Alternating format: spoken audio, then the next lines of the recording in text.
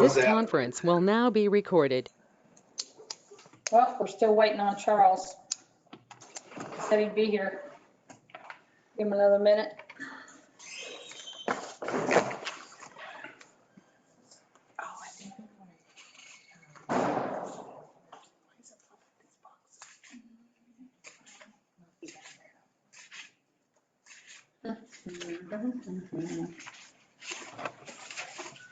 Still waiting on Charles. We're back a little soft.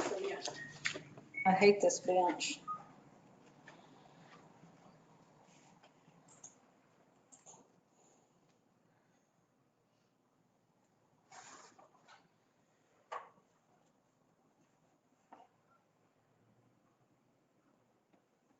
I just talked to him at 3:15. He said he'd be here.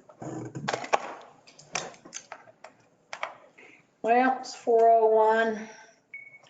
It's a special call meeting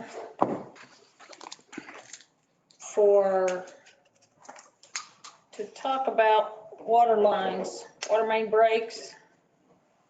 But let's start with, we have 10 wells. 2 of those wells are not operational, correct? Well number 10 is fairly new, and they're trying to decide now who has to pay, right? Look like the motor single phase well. Can you, Brandon, come up front a little bit so we can? Roll call. Roll call to order. Okay. Commissioner Jennings. Commissioner Rogers. Here. Commissioner Spillman. Here. Commissioner Warren. Here. Mayor Ginger. Here. What's this, Randy? We just summarized the report. PEC? Report you guys had the other day. Okay, so 2 of the wells don't work. One needs a rebuild. It's been out for a month. Well number 12. Well, number 12. I don't know if it's quite been a month or not, but it pumped down. And then 10 also has a motor problem, but you don't know who has to pay for that? Not yet. It looked like the motor single phase, but we have a phase monitor on all the wells.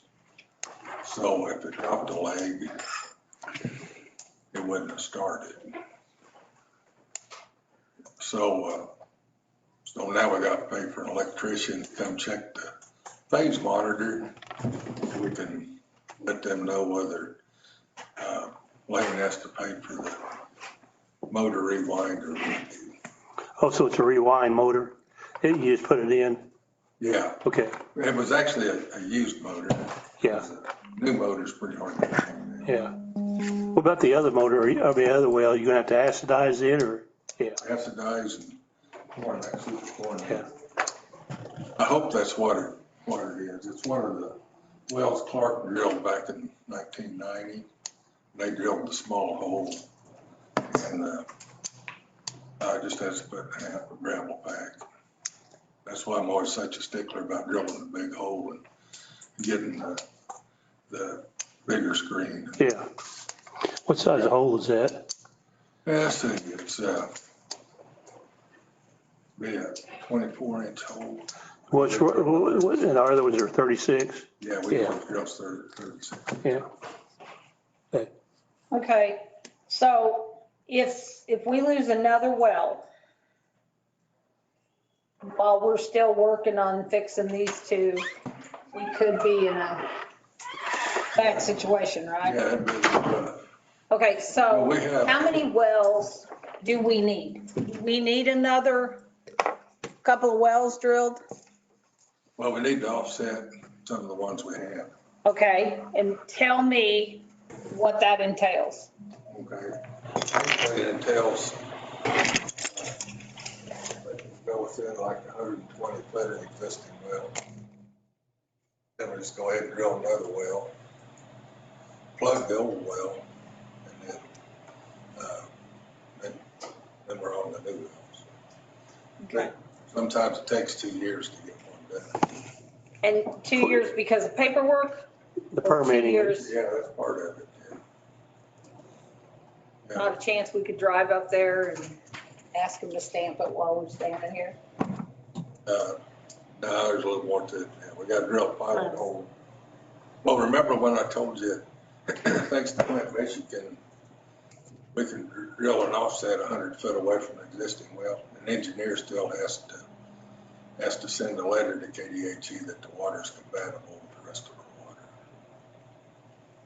Oh, turn off this, yeah, okay, I'm with you. Okay. I'm trying not to say anything. Negative. I know, I don't know why we're sitting So in here. who acidizes your wells? Lane, Okay, always have Lane. have you got that schedule to do down the road? Yeah, in fact, I had on schedule. Because I wanted to rehab it. Because the pump started to wear out. And I look back at my records and they haven't even, all the time I've been here, I've never done anything never even pulled that wells. Well, one, Yeah, well on. okay, So I was getting worried about it. I wanted to rehab it, probably rebuild the pump. But then well 12, that's the one that's down. yeah, it pumped down. Pumped clear down, started pumping air, so. How big a pump is that? It's submersible. Yeah, no, it's, oh, it's a turbine pump. Oh, turbine. Yeah. It's got a vertical turbine, that's the word I was trying to think What's the pump, about 1,200 gallons a minute or? No, it's more in the neighborhood. That one's probably pumping between 500 and 700. 5 to 700. Yeah, the new ones, according to what the aquifer put out, usually try to get around 500 GPM. Of course, the new ones will be on a VFD. And another thing going on, Division of Water Resources, we're working on enhanced water rights. Part of their regulations is to have each well meet. So we have 4 that don't have meters on them.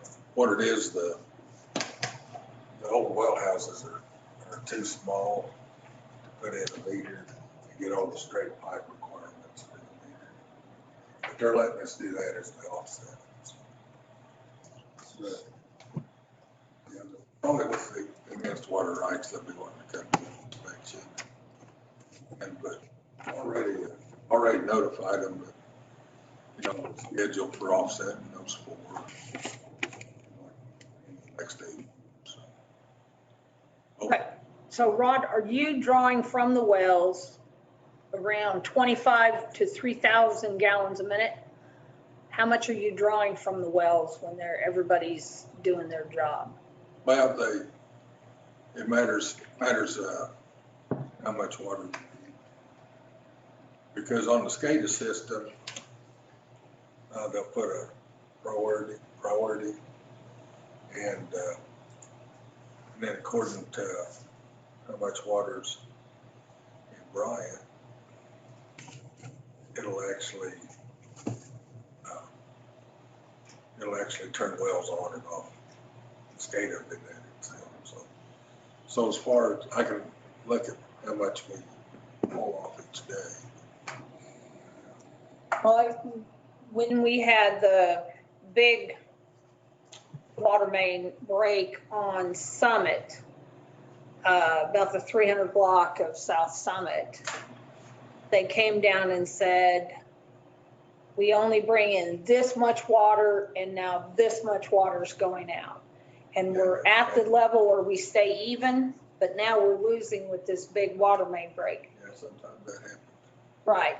So we're drawing out only what we need to send out or close? Yeah. Is that how you do it? Yeah, Okay. it'll go up and down. Like you can go by the water plant, always glad to see how many wells are on. It kind of gives me an idea what's going on that day. Okay. And today we had a breaker trip and a pump didn't kick back on. Is that right? On. In the DC had an overload, tripped a breaker, and the second pump didn't kick back on when it should have. One pump went off, the other one didn't kick back on at the plant or one of the towers or wherever. That's I out. think you're probably talking about the new pump station.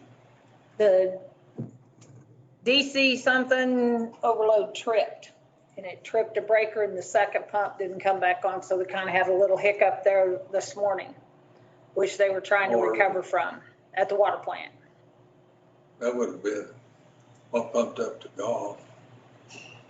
Usually not too hard to recover from that. Yeah. With the new pump station. Well, that's what he said. Yeah. He was trying to recover from that. Okay, so Who's recovering from that? the water plant to fill up the towers, load the clear well to fill up the towers. Okay, I mean, who said that? Oh, from the water plant. I just got that information. So we've had around 40. You're kind of just talking about a usual day for me. I believe that. I believe that. So in the streets, we've had about 40 water mains break, whether they're pressure breaks or ground shift breaks or whatever they are, it doesn't matter. But we've had 40, or a little over 40. We're at 44.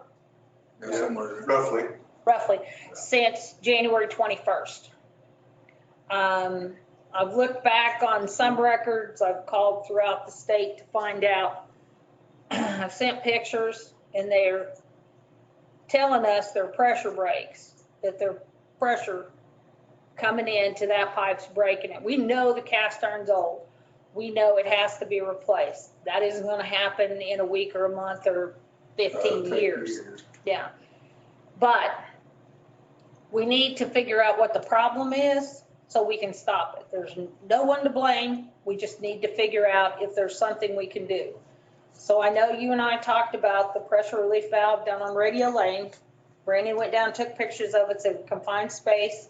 I know it doesn't have the front plate, so we couldn't tell what kind of valve it was. But then when we talked, you said there was a second valve, the open, or the on Yeah, there's, inlet valve. I knew I'd get it. I was struggling for those words. yeah, there's gate valve. There's the PRV, and then another gate valve. You have An to innie work, and an outie. That's what we. so if you have to work on the PRV, You can shut out this other valve. you have to isolate it. Yeah. And we don't have the stop lines you need because that piece of equipment is down, right? Yeah, ours is pretty well inoperable. Of course, it's obsolete. No, what do you mean? It takes, sometimes it just doesn't work for us. What do you mean, like, Well, I'll let Brandon explain that. Come on up, Brandon. Do what? Come on up. Stop valve or stop line. I want to know about all the trouble you're having with our existing hydrostatic. Oh, yeah. It's, when did we get that? 2002? Yeah, too. So, yeah, it's already 20 years is it a old. piece of equipment or what is it? Yeah, it's, you put a saddle on the main Yeah, and then you cut a hole in the main. sure. And then you swap out the tool. Yeah, You take a rubber plunger and put it inside the water main. yeah. Just like an oil field, Yeah. oil field And thing. it stops the waters. Yeah. So you can isolate a section of pipe. So that piece of equipment is faulty then. Yes, yeah, it's old, the parts are wore out. So what's it cost to get that equipment replaced? I had it ordered since May. Okay, Yeah, they got it. Part of it's in. I just checked today and they're looking for the rest of it to ship October 28th. okay, So we're just a few weeks out from getting, yeah. I know everything's upside down. You can't get nothing right now. yeah. Yeah, in I fact, ordered going fire back, hydrants 6 months. Well, we're having problems at the wastewater plant trying to get, they're having, what Randy was saying, they're having all problems getting valves and stuff over there right now. They're having to change their work schedule around. yeah, then they tried to slip in something that wasn't made in America. Yeah. They can't do that. Now, it's kind of aggravating. Yeah. But yeah, we got new equipment on the way. It's just shipping problems and getting What's that everything together. equipment cost? And what's the cost of that? 76,000. Yeah, I knew it was pretty high.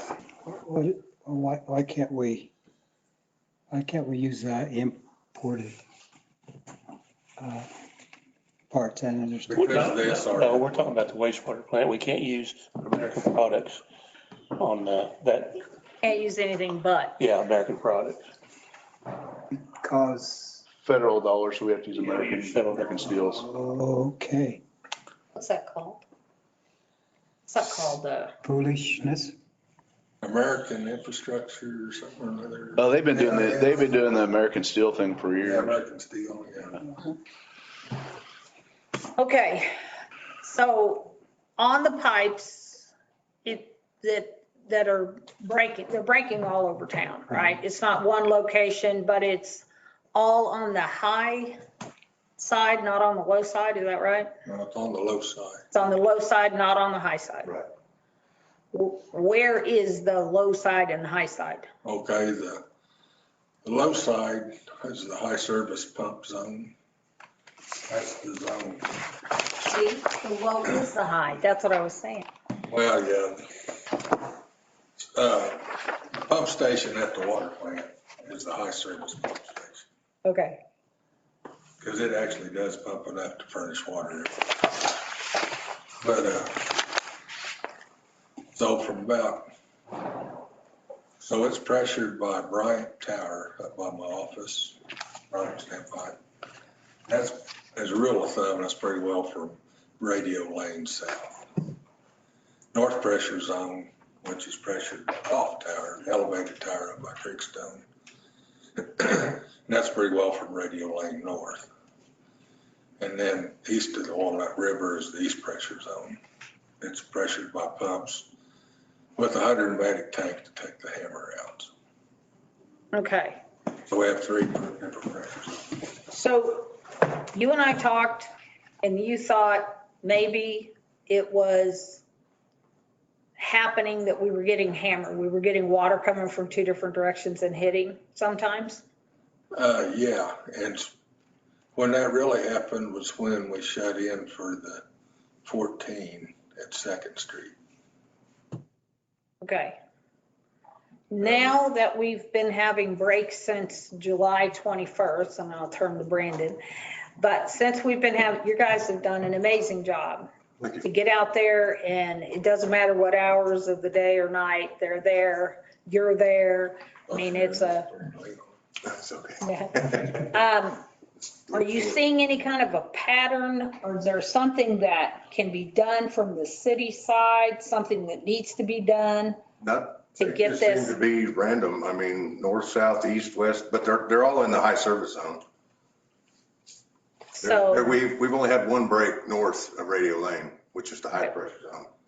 Everything that we've had break has been in the high service zone.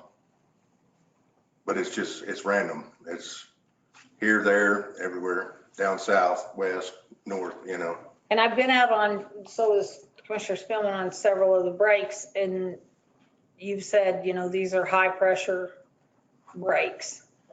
It's typically what we call a pressure break when the pipe splits. So what causes that? I'm not exactly sure what's causing all the breaks. Typically, what causes a pressure The break? pressure. Right, Well, but, don't laugh too hard. You are missing one thing. okay, The old cast iron, 100-year-old brittle lines Mhm.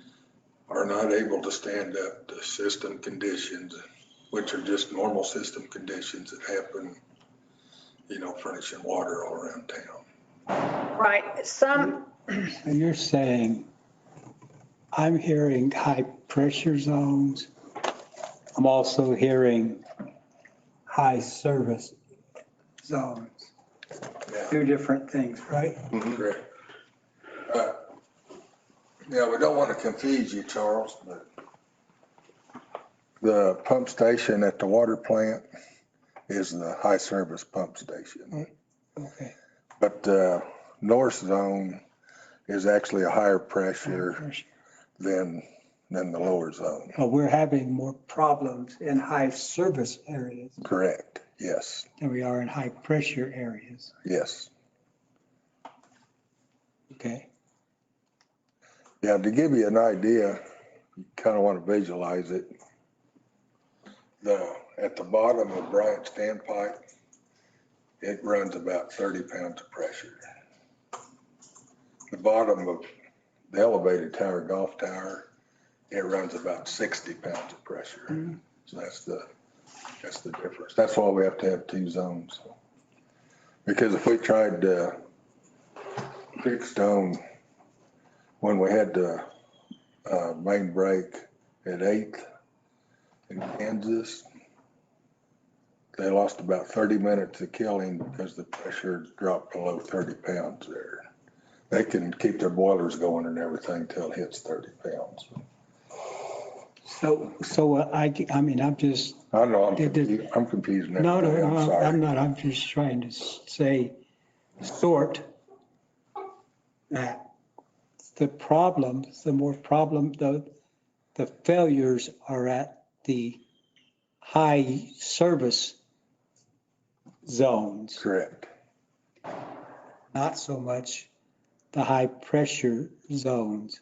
Yeah, But that's where your pressure relief valves are at, right? yeah. Okay, let me ask you a question. Most of those breaks have been caused because they hadn't been opening up, isn't it? They're not working. No, we just have one that isn't working. Okay. We've had a couple instances. Let's see, you had to mess with some after you exercised them. You remember that? And they were bleeding by. So actually, if they're bleeding by, they're gonna, then that's when they could influence the high service pump zone. But what usually happens then, and that's how we usually pick up on it, is the water goes in a circle. So we're pumping and pumping to try to fill golf, and Bryant's tire's not dropping. Golf isn't going up, Bryant isn't dropping. That's how we can usually tell when that happens. And that's when it's more likely to influence the high service pump zone. Not so much when they're not open. So you can run a test off of a fire hydrant to tell how much pressure. Mhm. And I know that was something you guys were gonna do. So are you seeing any kind of spiking happening? We just got our data loggers out. We haven't got much information off of them, just over a couple days, over the weekend. Okay. Yeah. But so you don't know yet whether you've seen No, we any don't kind know of spiking? exactly what's going on. We're letting them log for a few days before we go get information off of them. Okay. We actually need to kind of upgrade those, don't we? Yeah, yeah. We had originally had 5. We've had them for years. But let's see, 3 out of the 5 we can't use because we got to use Windows 7 for those. We mean Windows 7. Windows 7, the Windows. software. Oh, software. Yeah. Part of the whole computer software. We've got Windows They 10 on now, now. Scotty, 15? The only ones that are working are 2 out of 5 that will Okay. transition over to Windows 10. So are we that far behind on replacing equipment that you need? No, this is just equipment that we didn't, purchase it for any particular reasons, just so we had them in case we wanted to monitor pressure in the system. And we've had them for a long time. Yeah, we actually got them way back when Eric Brose was here, and he was working with Smith and, Oaks. yeah, Oaks and Smith and Oaks. No. He was working with them on the water model. Okay. Yeah, they said. And we had them tucked away in the drawer, so it was like, well, let's get them out and see if And we 2 of can them, see what's going on. only 2 of them work, right? What? Only 2 of them work. Right. Is that something that would benefit you, having up-to-date equipment on those? Yeah, we could order a few more. They're like $500 a piece. I mean, they're relatively inexpensive. Of course, we have a working water model now, so we can actually call PEC and have them run the model. How much does that cost to call PEC and have them It run them doesn't off? cost very much. I haven't really had them run it once, and I haven't got bill. They might have just figured that in with the, How much is that, Randy? I don't know. We haven't seen a bill on that yet, so. But I mean, is it something, we have no idea how much it costs to have them run a water model? Yeah, I don't know what that would cost right now. We'd have to ask them. I don't think it's gonna be very expensive, but I can't tell you what a price would be on it now. Is it gonna be less than $500 probably so. I would guess. to run the water model is less? Yeah, it didn't take much time. You just ask what information you want. They run the model and That's like a water plant Tylenol. Just buy the pill, take it and see where we're at. And then we can function from there. As opposed to that. If it's not sub cost prohibitive, then let's just go ahead and at least have them do their work and give us some insights as to what might help us to move forward. How about that? yeah. And already did that once Okay, after when we got that rash of breaks after right.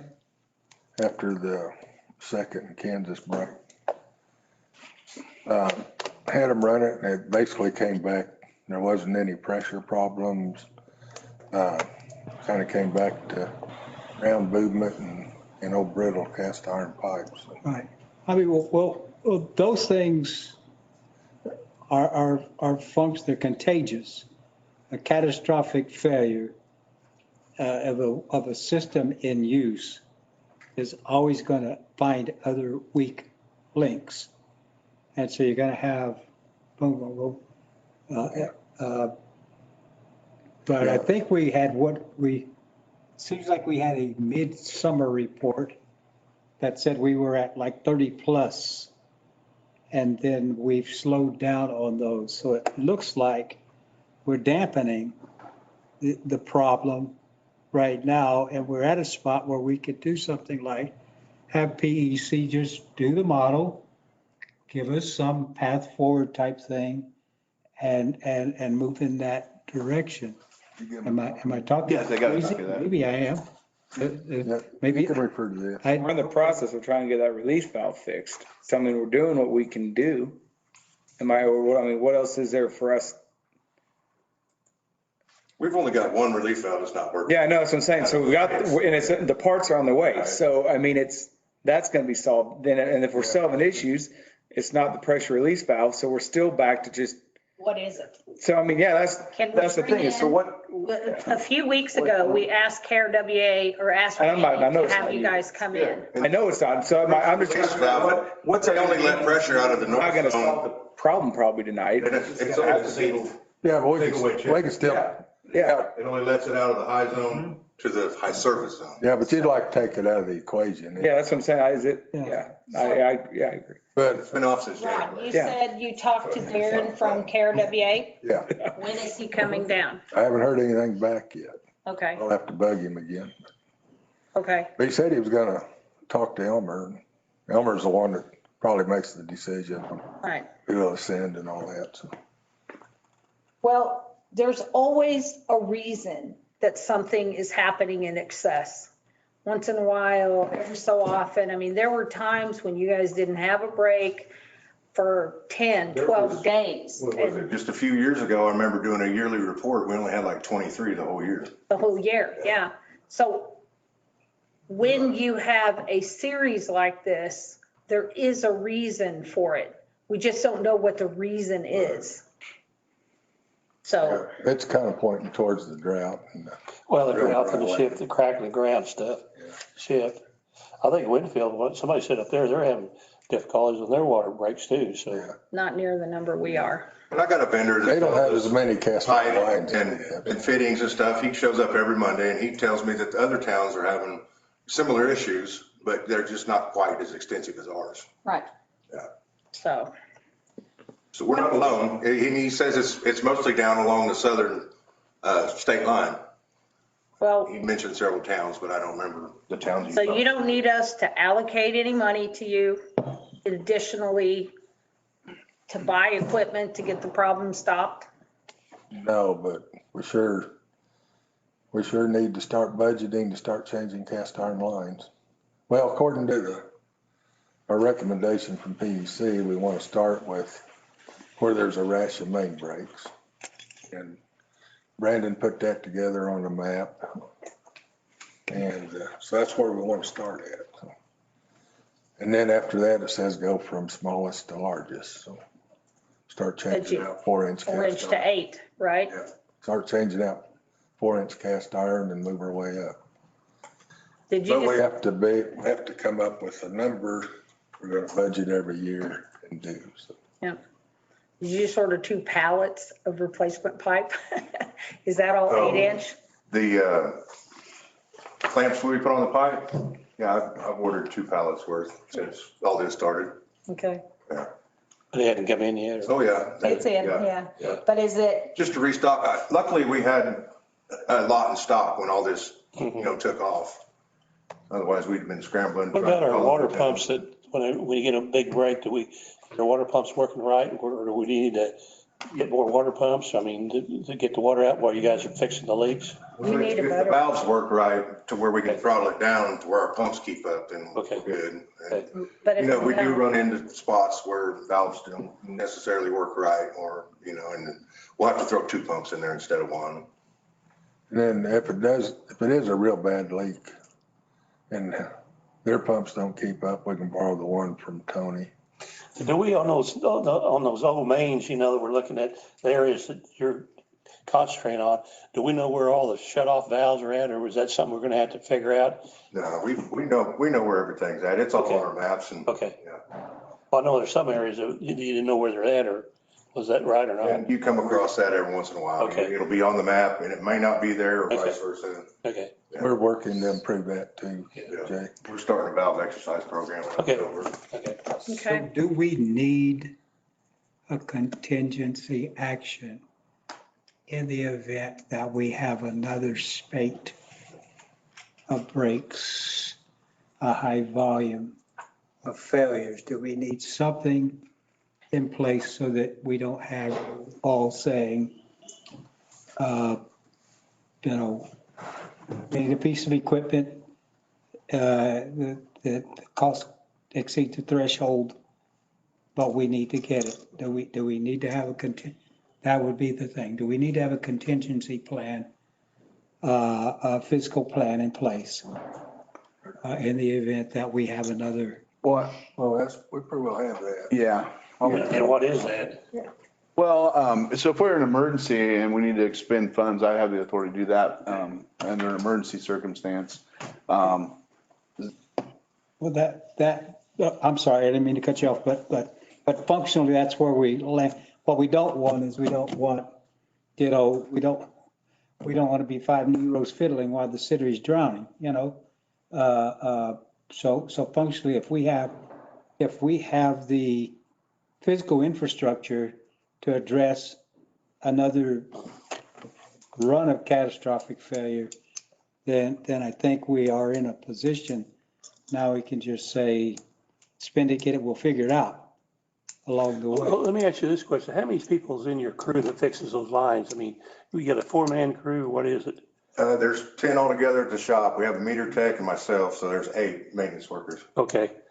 Well, let me ask you this question. When you had that one time we had 3 or 4 leaks, scattered around there. What about sometimes getting some of Tony's people in there to dig the holes out where you guys go and fix the, Yeah, problem? We did do that when Okay. we had the 14 break at 8th in Kansas. Because we had that break, we were all on it.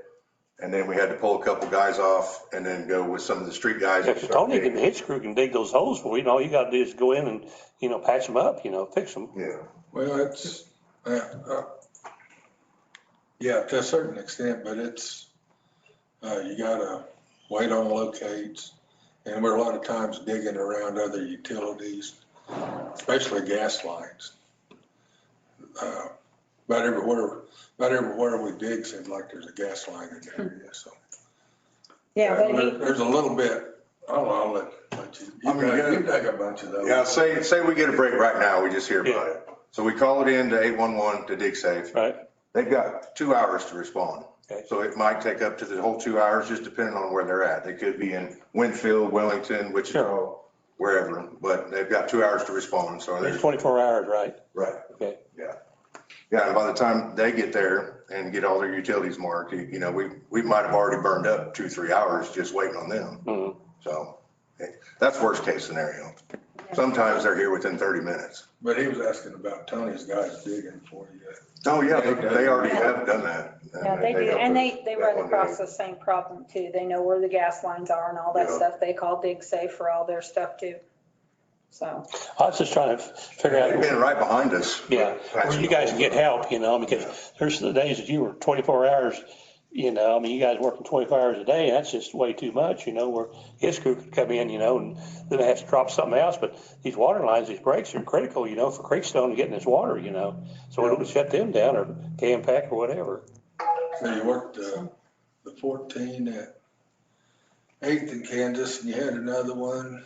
We had another one at 3rd and Birch. Then I had to call them out for one on Madison at 10 o'clock at night. commissioners, do you have anything else? Anything you want to add, ask, or know about? I did want to say something you asked Yes. about resources or what they may need. So, you know, we had this water study done, 20-year water study. As we've all talked about tonight, we know the well fields need investment, that there's plans in place for that.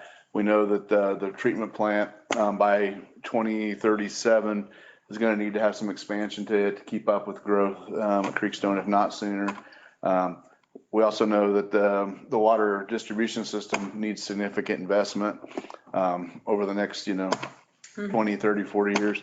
So as we're currently working with Ranson Financial to put together some options on rates that are needed to finance these things over the next, 20, 30 years. So that's where you guys come in. You're gonna have to make some tough decisions on what that looks like. And when we bring that to you guys, we'll have some options, how aggressive you want to be on the distribution replacement, things of that nature. So, but that's the next kind of thing coming at you guys in the near future that you need to be taking a hard look at and deciding how you want to see that go forward. So. Let me ask you this question. Most of our bonds are coming due in 3 years or 2 to 3 years, and even the rates have increased, but some of these 15, 20-year rates, are still pretty darn cheap, figuring out how much it's going to cost and stringing it over like a 20-year program, on some of this stuff. Yeah. So, so like the water, there's maybe some things we can put together as projects right now. Obviously, there's some things that we're going to propose we do in-house and some things that we can't. But, the water storage over on the east side of the Walnut, some of these bigger looping projects and things, maybe that's something we can address with an SRF loan where they have some of that principal forgiveness right now. But we got to kind of get everything pulled together and get and working at that. So we'll have some numbers on that pretty soon. We need to get some projects in the queue at SRF so that we're able to take advantage of those loans. So that's what we need to be looking at and doing our own financing for a while, and then hopefully by going into this program like that, maybe later on we'll get some money, that they open some money up where we can pay it off quicker and stuff like that, but we're going to have to do something like this. We can't just sit here for the next 4, 5, 10 years and not do nothing. We're going to get in worse shape, and somewhere down the road, we're going to have a tragedy, and Creekstone's going to lose hundreds of millions of dollars, or thousands of dollars. You got to shut those kilns down and stuff like that. I mean, that's big business up there, We got to. That'd be bad, but then our own citizens would be paying for all the water. Exactly right. Just like Mississippi is right now. It's terrible what the shape they're in right now. So, And go ahead. this commission, past commissions have been real innovative to try to keep us ahead of that. Building a new water plant. And I've always had support on the well work I did. So for that, I really thank you. Yeah. We thank you for what you do too, Commissioners, do you have anything else? Any questions or more comments? Outcomes. That's what I want to know. What are outcomes from this assembly? Well, they say they don't have any problems and they don't need our help. So I don't know. Well, we talked about who's your rural water specialist? Kansas Rural Water Coming Association, in, so I'll put in a call to Elmer. and- Are we going to pursue that? Yes, Yeah, he said he's gonna have to take on his call. Yeah, that's what I'm trying to get is what did we resolve tonight? Do we have action steps? Do we have path forward? Or did we just have a kumbaya moment here? We're going to engage KWRA, RWA, no, Kansas, KRWA. ARWA. KRWA. Department that we're going to get them, so there's, I guess maybe we do it. So then we're going to get the model. We already have. EC? We already have the water model. That's what we have been working on this past year. But I will get an idea of whenever we need to have them run it for us, I'll find out what that looks like cost wise. Okay. So- I would like to say one thing about the water model. We had a real small run on our map that was 4-inch pipe. They ran the water model and they called me and they said, are you sure? And it was just a few blocks. They said, are you sure that pipeline there is 4-inch? When they run the model, it comes out not making any sense. Said it should be 6-inch. So then I called Brandon and said, had you go verify it? You remember that? And it was 6-inch and I called him back. But that water model was calibrated good enough, it caught that. Wow. That's how good they work. They're quite a tool. So, but Randy, you told me that they can't isolate a single line. When I was asking you Well, about, no, what I understood you asked me is if they could identify where the break's going to happen at, and I don't think that's. not where it's going to happen, but once it happens, where's it go? And you said, well, they can't isolate a single line. I'm going to But be, can, they, PEC, PEC. okay. the water model. Well, if you take a line out of service, it shows what happens to things. Okay, that's what I mean, Yeah. yeah. Okay. All right, Commission, do you have anything else? Anything you want to talk about? And then on the wells, so we got scheduled acidizing coming up pretty quick, and we're waiting on that well to see if the electrician is either on him or for the motor or. Yeah, we don't have to pull the well. We have an electrician coming in, it's gonna check the phase monitor. Is he coming in fairly soon or? Unless the phase monitor failed, there's no way that motor could have single phased. Yeah. I'll bet you on that one well acid, little acid in there, it's probably gonna happen. It's probably get it back online. I'm sure hoping so. A few years ago, actually had to sleeve that well with another screen. Yeah. So I'm hoping it's still in good shape. Probably got a lot of calcium deposits on the side of that screen that needs to be cleaned up. I hope that's all it is. So our high service area is still our vulnerability. Correct. And that's where cast iron pipes are at. Yeah. And the only path forward out of that is to upgrade the infrastructure, the cast iron to replace Yes. those. And that's the marathon. Yeah, that's- most cast iron we can get rid of, the better we're going to improve our system. Okay. That's what we're talking about, is maybe Randy's looking into it. So we've got most of our bonds come due in 2 to 3 years, and maybe looking at bonding it for a 20-year period, and where we get at least part of that jump started, because if we don't do that, I don't know how we're going to do it,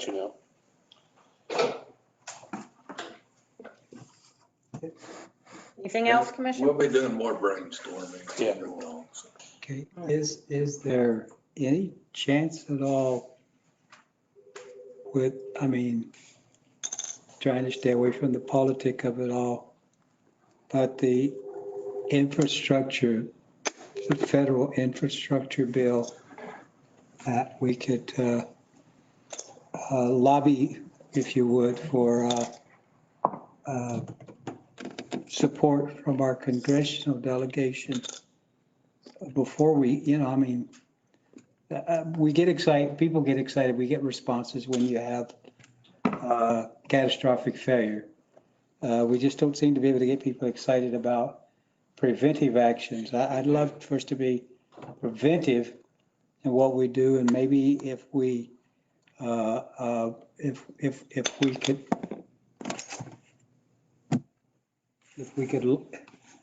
could engage our congressional, I'm going to be more specific, at least our senior congressional delegate, the Senator Moran's office. We don't need any more pictures with Estes or Marshall.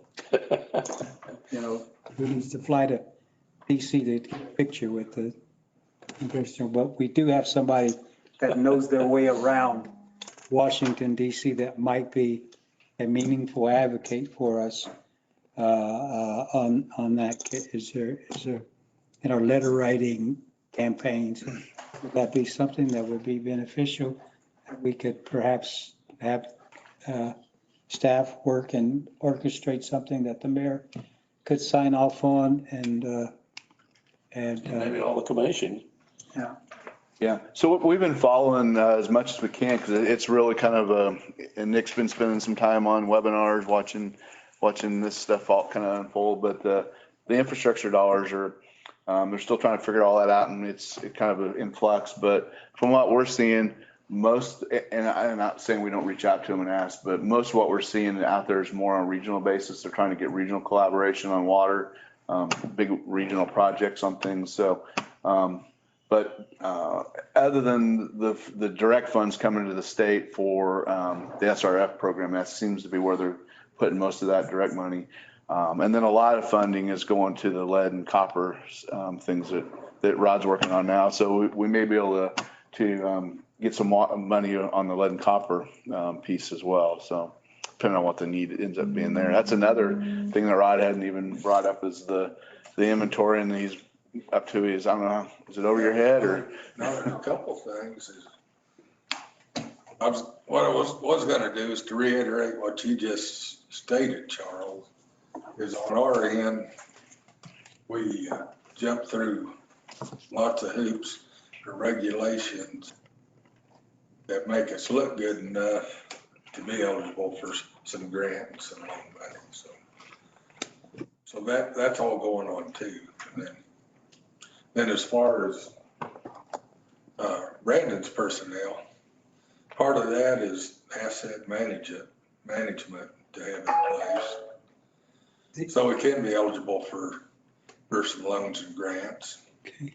That's going to take up a couple of his guys. And then Randy brought up lead and copper.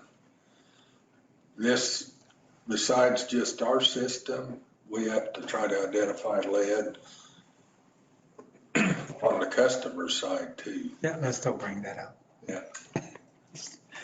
So we're going to actually probably have a good time, two of his guys full time for a while, just doing that, seeing what material a customer has for service line. One of the things, Ridiculous, I know. one of the things I did notice in the most recent summary report from the REAP organization that bothered me is when I saw the boundary, they seem to have drawn the focus back towards the abutting counties to Sedgwick County. We're not an abutting county to Sedgwick County. And so when I saw their boundaries of a regional economic strategy, I didn't see Cowley County or Arkansas City on their map. You're not going to see that. And It's all going to go up to the big boys. and I'm just saying, back in the Stone Ages, we were part of that dialogue. There were two counties that did not abut Sedgwick. That was Reno and Cowley. We're one off. We got to go through Sumner to get to Sedgwick. And Reno has to go through Harvey to get to Sedgwick. But we were in the dialogue and on the map, and we've kind of lost that. I'm not sure the net worth, if we're just another name and numbers, because we're census numbers, but we don't seem to have garnered, and I'm sorry, that's a sidebar, okay? That has nothing to do with this discussion, other than my just concern to say that somehow we got lopped off from that, from that economic engine that is the Kansas. Is, well, we have the great Northeast, Topeka, KC, KY, and Johnson County. County. We have the great Northeast. We have South Central. We made ourselves larger by including Reno and Cali. And now we've kind of, anyway. So I think we got to learn to paddle our own canoe a little bit on that, too. So. We have anything else in this meeting? I do want to, if you're done talking about water, well, it's kind of water related, I suppose. It has to be water related for Yeah. this meeting. So, come up here, please, sir. I just want to introduce you all to Chris Lediger. He is the new fire chief. He just started today. Wow. Awesome. This is Larry Swartz. Hopefully you won't need him very often. Yeah, I hope not. Yeah. Welcome aboard. Yeah, thank you. Glad to be here. Jay Warren. Mr. Warren, nice to meet you. Hello there. Ms. Gilman? Nice to meet you, Darren. Hey, Scott Rogers, nice to meet you. So how was your first day at work? It was good. It was Good. really good. I've been kind of all around, so I'm just getting a feel for it. But yeah, it's a good start, so I'm ready to hear you go. I'm glad you're here. I'm glad to be here. Thank you. Yeah, thank you. Nice meeting all of Do you you. have Nice to any meet you. Thank business you. to come before the commission? Motion to adjourn. Have a motion Second. and a second. All in favor signify with aye. Rod, thanks for what you do, Brandon, thank you guys. for what you guys do. Thanks. Thank you. No, thank you guys. Thank you.